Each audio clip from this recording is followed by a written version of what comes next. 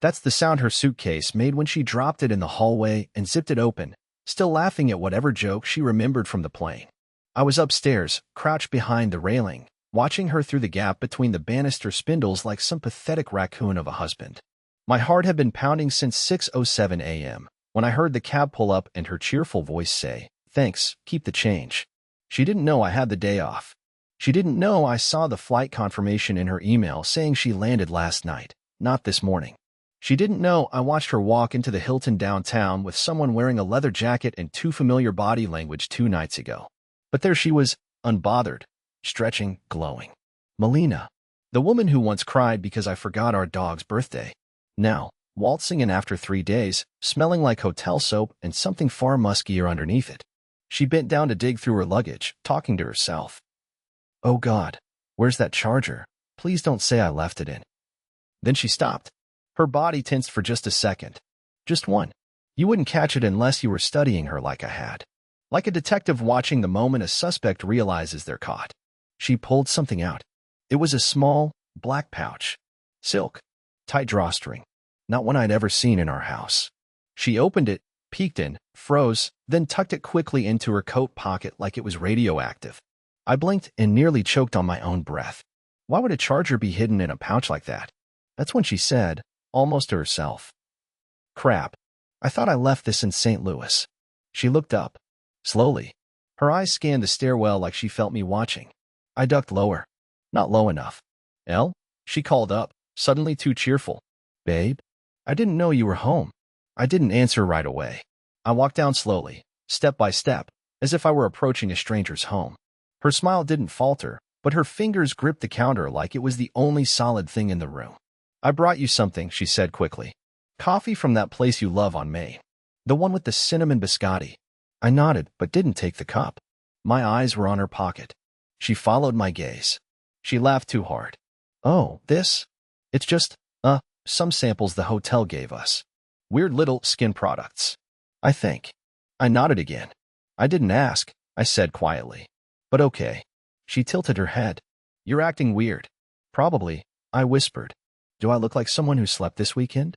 Melina bit her lip. "You didn't sleep?" I moved toward the table. She didn't know that while she was sipping cocktails, I was watching security footage from a friend who worked nights at the hotel. She didn't know I had screenshots, one of her walking hand in hand with someone wearing conference credentials that said T. Bryce. She didn't know I had emailed her boss asking if they'd ever even had a conference this weekend. She thought I was the same man she left on Thursday. I picked up her suitcase, turned it over, unzipped the hidden bottom compartment, and pulled out the second pouch she didn't know I'd already seen. Melina's lips parted, and her eyes lost their shape. She looked like she was falling backward and forward at the same time. "Don't," she whispered. "Please don't open that." But I already had. And what was inside was all the proof I needed. She reached out with trembling fingers, not for me, but for the bag. And that's when her smile shattered. Just like her lies. Just like her life. She didn't speak at first. Her breath caught somewhere in her throat like it physically couldn't escape. Her arms hung awkwardly, and her weight shifted back, as if her own body were trying to step out of this moment. The pouch lay open on the kitchen table between us, its contents plain as daylight. A silver bracelet. Too dainty for her. Engraved on the inside, to Melina, for all the rooms we never leave. And below that, T. Bryce. That engraving echoed in my mind like a siren. Not loud, but piercing. Like it was specifically designed to make me question every night she turned away from me in bed. Every headache, every early call, every moment she said, "You're overthinking again." I stared at her while she tried to speak, watching the fight inside her unravel. There wasn't panic in her eyes anymore. It was worse. It was calculation. That instant shift from guilt to control. I could see her assembling a strategy in her head. Find a way to explain the bracelet, make me feel paranoid, cry if she had to, gaslight if she could. "Elwood," she finally said, her voice soft like a nurse talking to a burn victim. "This is not what you think." "I think it's an affair bracelet," I said. "What do you think I think?" She pulled out a chair and sat down like she needed gravity to hold her together. "It's not." "Okay, look, it's not what it looks like, but it's complicated." "No, Melina," I said, not raising my voice but feeling my entire spine tense. "You know what's complicated? Spending 3 days pacing the house with this pit in my gut, convincing myself you were just busy. that I was being dramatic, that I was the problem again. But now you're here with perfume that isn't yours, a scarf you've never owned, and a love note from a guy whose name sounds like he probably goes to CrossFit and whispers lies into hotel pillows. She flinched like I slapped her. I hated how much I still loved her in that moment. I hated that it hurt me more than it hurt her. Then she tried the classic trick, crying. Big, trembling breaths. Quivering lower lip. Hands pressed to her face like she wanted to disappear. Elwood.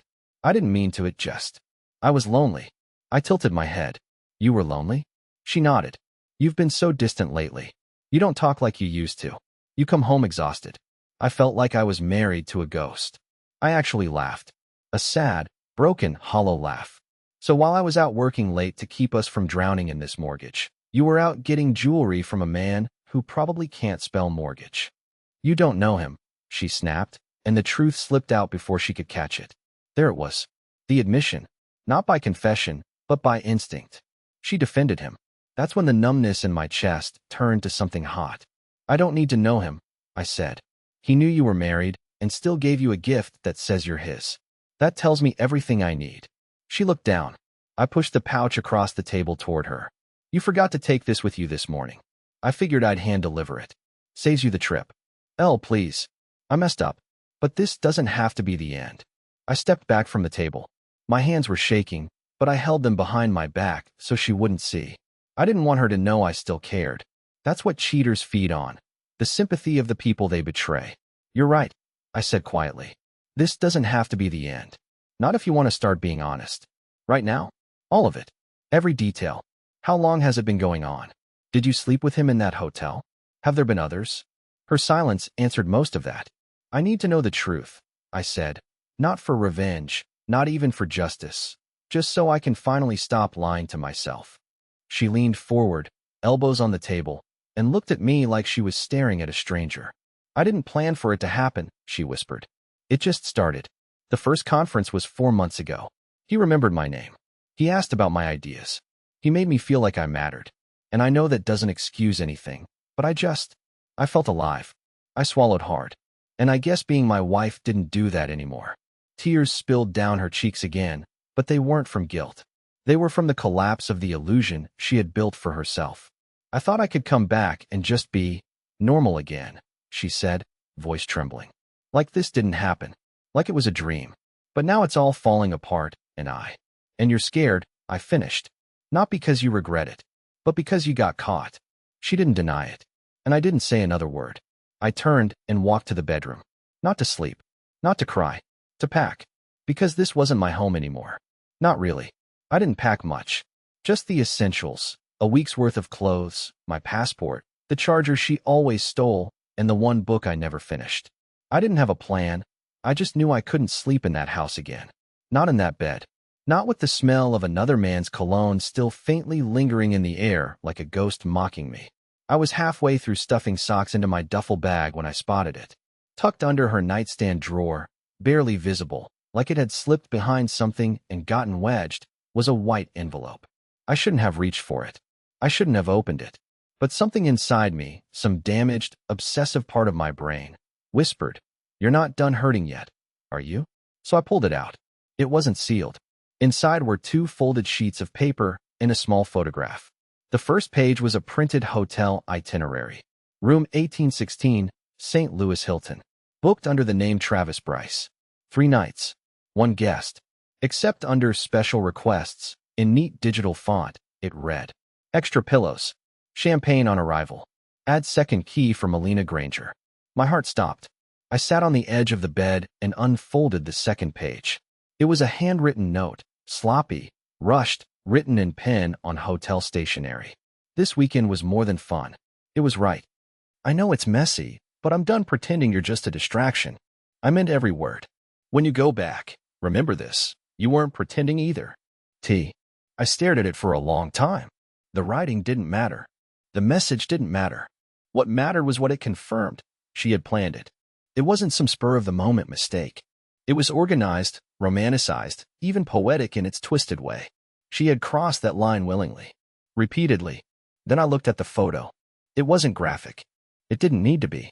Just her Melina, sitting across from him at a rooftop restaurant. Her head tilted back in a laugh, his hand resting lightly on hers. Candlelight. Wine glasses. Their faces close. Her eyes glowing in a way I hadn't seen in years. Not even on our anniversary. The worst part? She looked happy. Not guilty. Not secretive. Just free. I dropped the photo on the floor. I couldn't even hold it. Outside, I heard her pacing downstairs. She probably thought I was booking a hotel or calling my mom. She had no idea I was upstairs peeling apart the last fragments of who we used to be. I zipped the bag and stood. But something in me didn't want to leave yet. Not until she knew what I'd found. So I walked down the stairs slowly, each step heavier than the last. She was by the kitchen island again, clutching her phone. She turned as I entered, her face hopeful, red-eyed, as if she'd just rehearsed the right words to say. I was thinking, she started, maybe we should talk to someone. Like, someone neutral. I dropped the envelope on the counter in front of her. The moment she saw it, her entire body locked up. Her mouth opened slightly, but no sound came out. I wasn't looking for this, I said calmly. It found me. She didn't move. I was going to leave quietly. I really was. I thought I could walk away with some dignity. But then I saw what you wrote in that note. The part about how you weren't pretending either. That line hit me harder than any affair could. Did. No, I interrupted. Don't try to reshape this now. I get it. You felt alive with him. Maybe you still do. Maybe what we had was just a comfortable habit to you. But to me, this house, this life, it mattered. I didn't know we were acting. She placed a hand on the envelope, but I pulled it back before she could touch it. You'll get this when I'm gone. Elwood, please don't make this worse than it already is. We've been through so much. We can fix. Can you unwrite that note? I asked. Can you unbook that room? Unlaw it as jokes? Can you unmake me into this version of myself that can't even trust a goodbye hug anymore? She covered her face again. Maybe to cry. Maybe to hide. I didn't care. I stepped back toward the door. Where are you going? She asked, voice cracking. I don't know yet, I said. But I know it's not here. And I know I'm not the man you want me to be anymore. She reached out, fingers trembling. I still love you. I hesitated. Then I said the most painful truth I had ever spoken aloud. Then why did you make me feel so unloved for so long? She collapsed onto the stool behind her like her bones couldn't hold her anymore. I didn't wait. I walked out with the bag, the pain, and the weight of knowing that sometimes betrayal doesn't explode, it drips. Quiet. Daily. Until the flood finally sweeps you away. The door clicked shut behind me, but it didn't feel like closure. It felt like escape. Not triumphant. Not brave. Just necessary. Like pulling your hand away from fire and still smelling the burn. The morning air slapped me in the face the moment I stepped outside.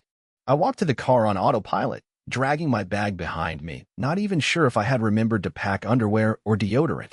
Everything in my mind was a static buzz. That ringing you get after an explosion. Except the explosion wasn't loud. It was written in hotel ink on that note.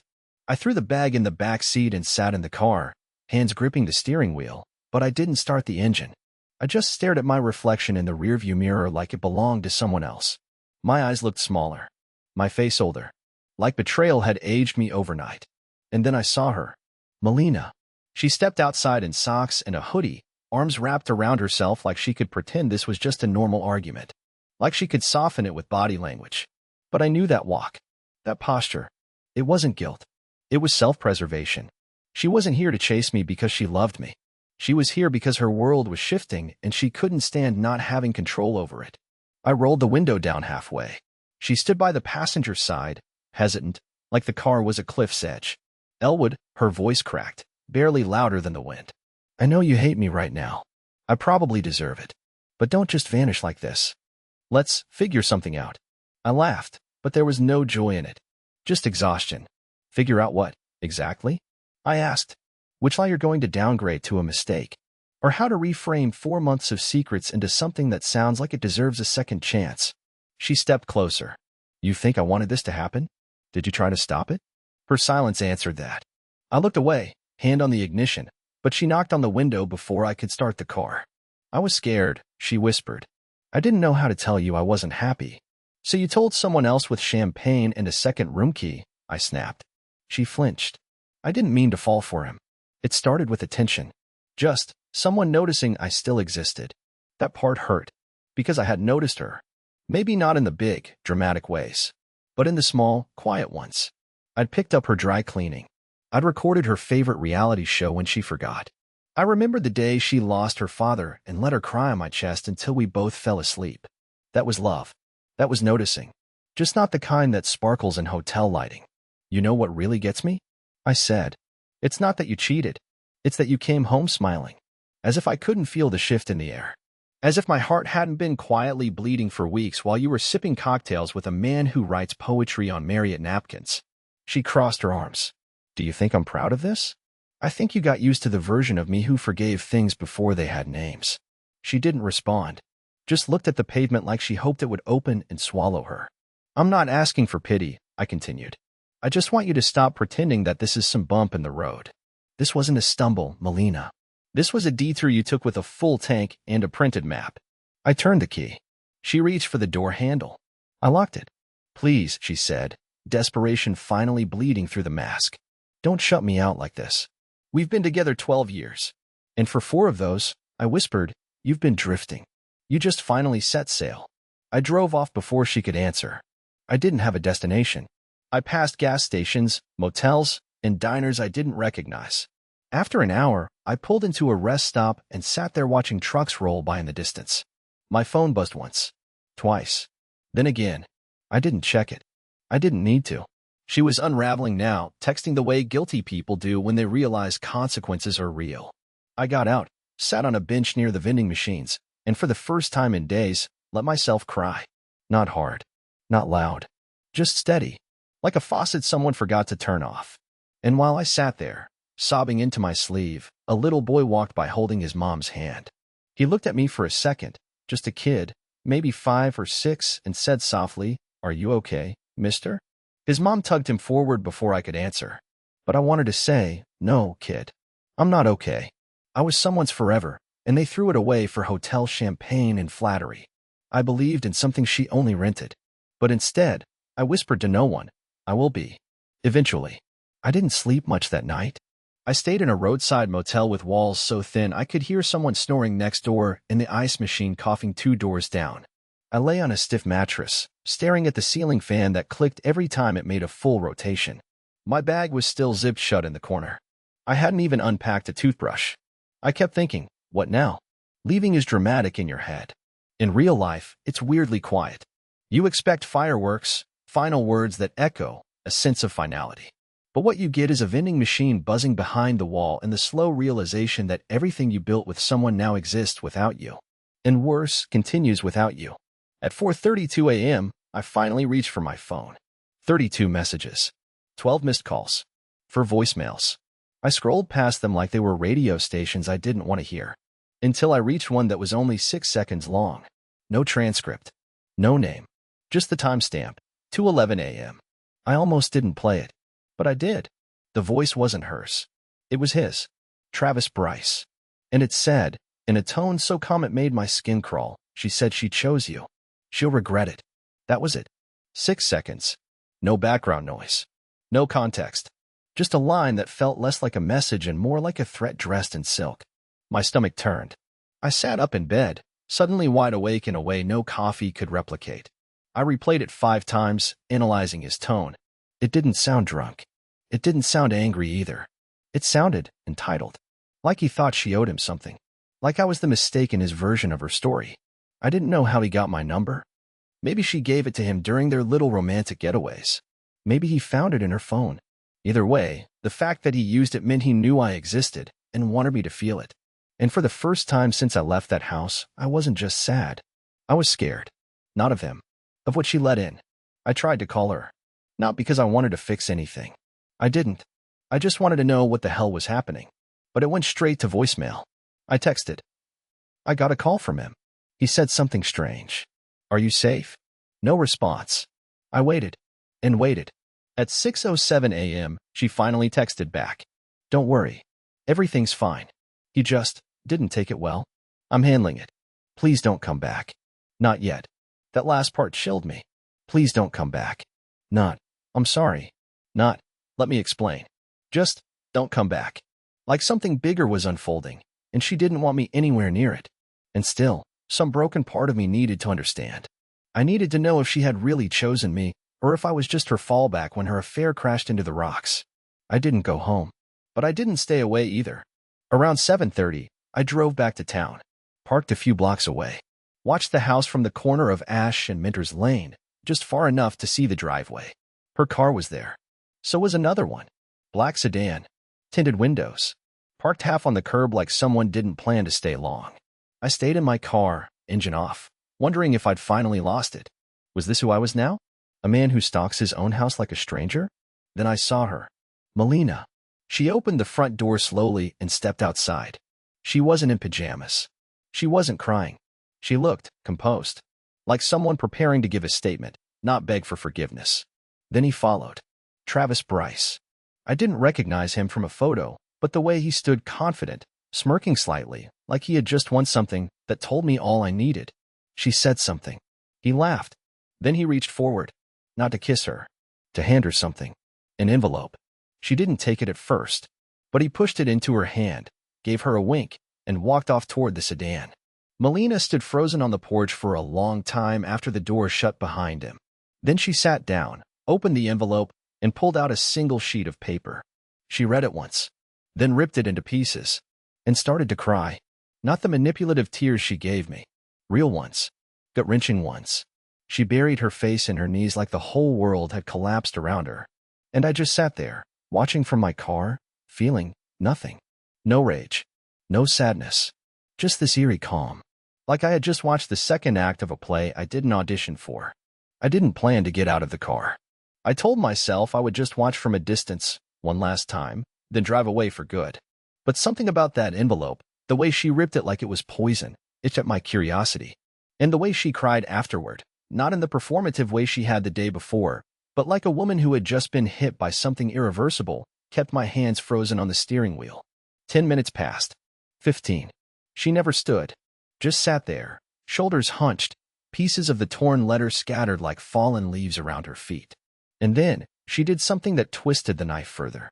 She pulled out her phone, dialed, waited, then said, "It's done. He's gone. For real this time." She paused. Then, "No. He doesn't know. I'm not telling him anything." That was it. No name. No context. Just those words. And they burned. I had a choice. I could drive away, carry those 6 words into my next chapter, or I could walk up there and demand to know what was really going on. The version of me from 3 days ago, before the bracelet, before the voicemail, before the silent breakdown, he would have chosen peace. But peace wasn't on the menu anymore. I stepped out of the car, slammed the door harder than I meant to, and walked down the sidewalk toward the house I used to call mine. She didn't hear me at first. She was too focused on scooping up the scraps of paper like someone cleaning up evidence. When she finally looked up and saw me, she jumped like I'd risen from the dead. "Elwood," she whispered, voice dry. "Don't worry," I said. I heard just enough to ruin my week, but not enough to make sense of anything. She scrambled to stand. "You shouldn't be here. You invited me the moment you said my name in that call." "I didn't say your name." "No," I said, "but I recognize the voice you use when you're lying to someone who already suspects." She hesitated, looked over her shoulder, then back at me. "It's not what you think." "You keep saying that," I said. "You might want to retire the phrase. It's losing credibility." She exhaled through her nose like she was holding something in. I stepped onto the porch. "Who was on the phone?" She hesitated again. "Too long." "Melina," I said, "if you're still trying to protect him, you need to understand something. He's not hiding. He's leaving voicemails. He's handing you envelopes like you're part of some cold-blooded negotiation. He's in our driveway. I don't think he cares who finds out anymore." Her expression shifted then. The panic in her face changed color. It wasn't fear of being caught. It was something deeper, like dread soaked in guilt. She sat down again, covered her face, and for a long time, she said nothing. Then finally, "There's more." I blinked. "There's more than the affair? The love notes? The phone calls? The man who sends me threats in the middle of the night?" She nodded and whispered, "Yes." I sat down beside her against every instinct in my body because I needed to know what I had been sleeping next to all this time. She looked at me like a woman about to confess to a crime. Then she said, "I borrowed money." I stared at her. "From who?" "Him," she said. "From Travis." "How much?" She hesitated. Then, 30,000. I almost laughed. 30. What the hell could you possibly need 30 grand for? She looked down, ashamed. Credit card debt. And I was behind on the mortgage. But I pay the mortgage. You thought you did? My heart stopped. What does that mean? I refinanced behind your back, she said. A year ago, when you were traveling for work. I didn't tell you because I thought I could fix it before you noticed. But then rates went up. And I kept using the cards. And when Travis offered, he made it sound so simple. I stood up. I couldn't breathe. You took a loan from your affair partner to cover debts you hid from me, against the house I was paying for? She didn't answer. That was the answer. I paced the porch in a slow circle, hands in my hair, heart pounding like it was trying to get out. He said she chose you, I said quietly. But she'll regret it. What? That's what he said in the voicemail. At 2 a.m. Melina covered her mouth. I think he thought this was transactional, I continued. You. Him. The money. The room. A deal. But when you ended it, when you told him it was over, he didn't just feel rejected. He felt robbed. I told him to leave me alone, she said, shaking. I told him it was over. I never wanted this to go that far. You took $30,000 from a man you slept with, I said. It went far the second you accepted the check. Then she said something that chilled my spine. I didn't deposit the check. What? I never cashed it. I never used the money. I kept the envelope. I told myself if I didn't use it, it wouldn't be real.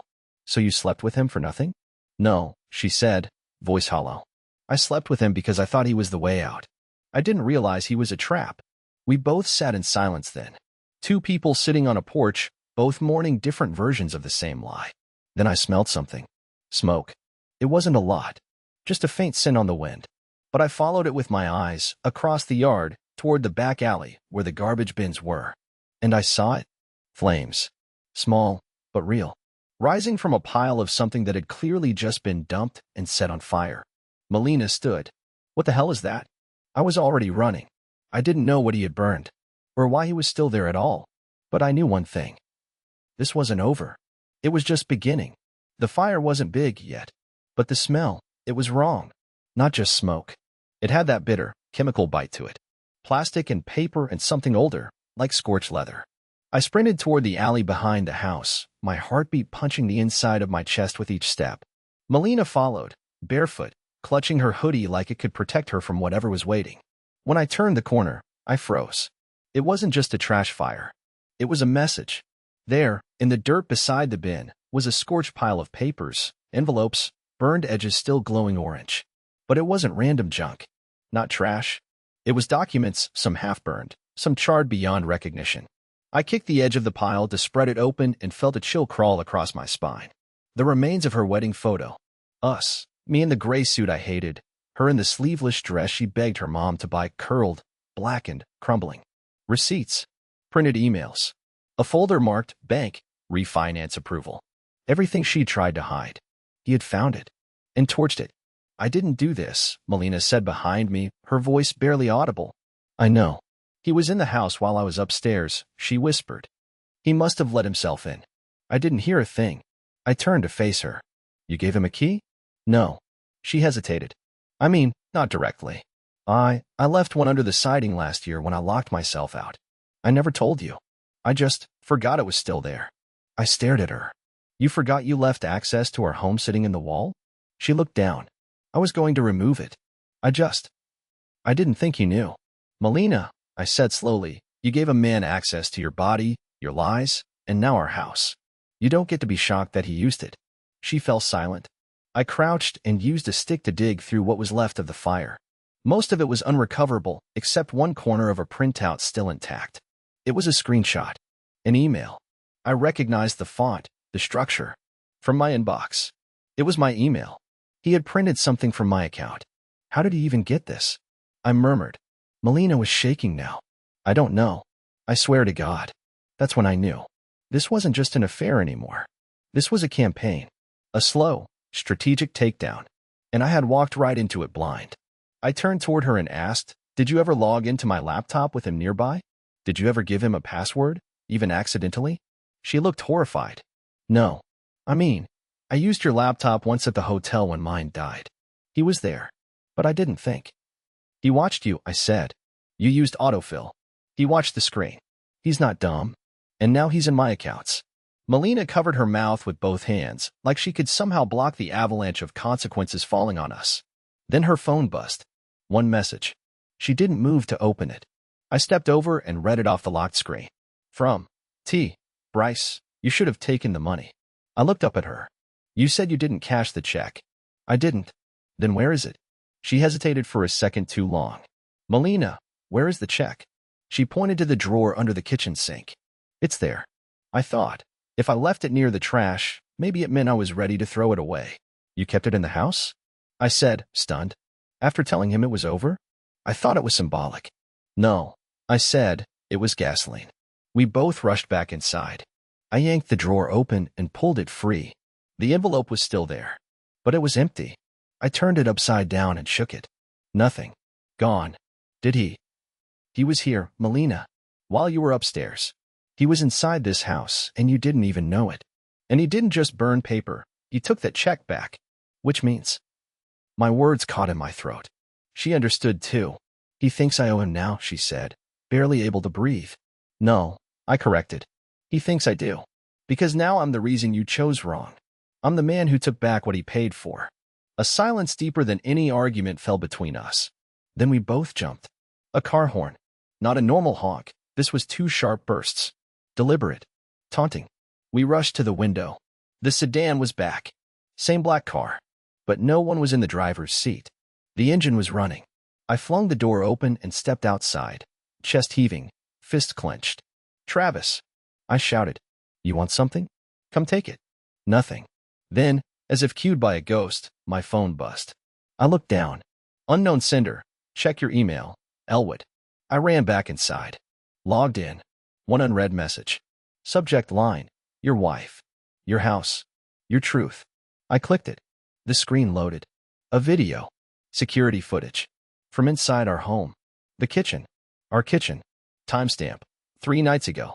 Melina and Travis. She's laughing. He's behind her. His hands around her waist. She's not resisting. The footage ends abruptly, intentionally, before anything explicit. But it doesn't have to go further. Because what I saw, it wasn't passion. It was power. His. Over her. Over our house. Over me. I slammed the laptop shut and stumbled backward like it burned me. Melina collapsed into a chair, whispering, "Oh my God." I backed away from her. From the table. From the house. I couldn't breathe. I couldn't even feel anything anymore. Everything was infected.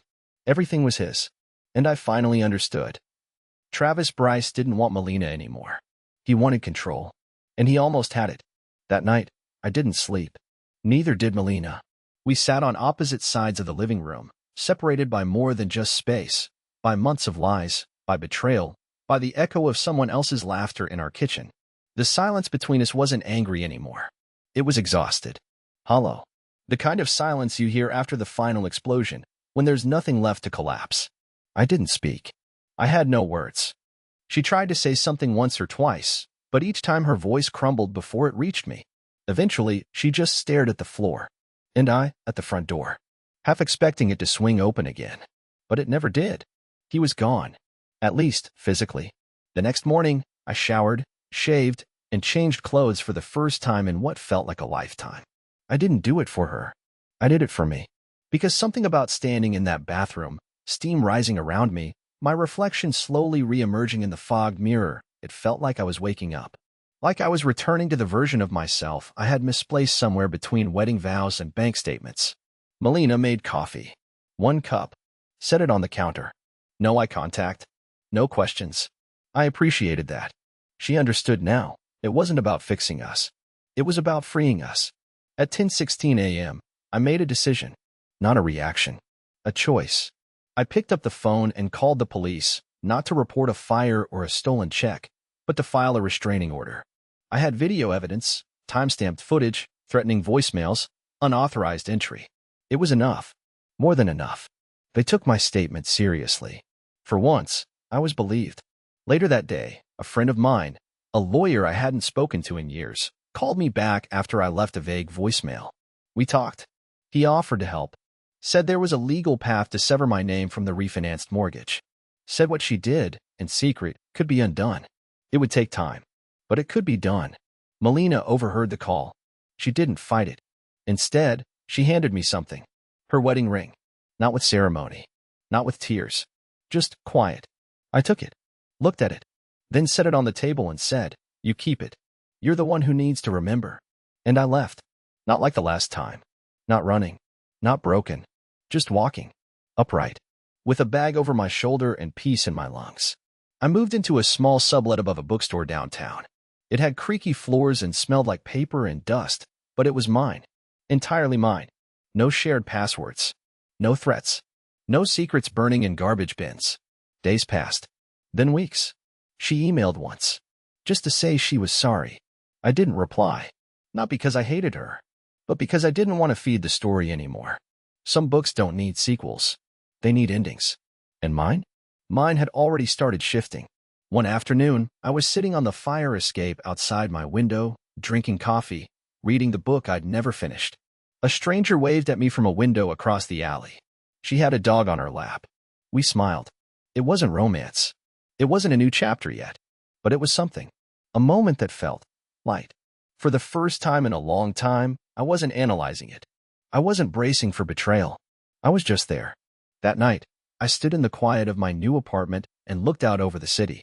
And I realized I had survived a storm I didn't even know I was in. And now, I wasn't just healing. I was free.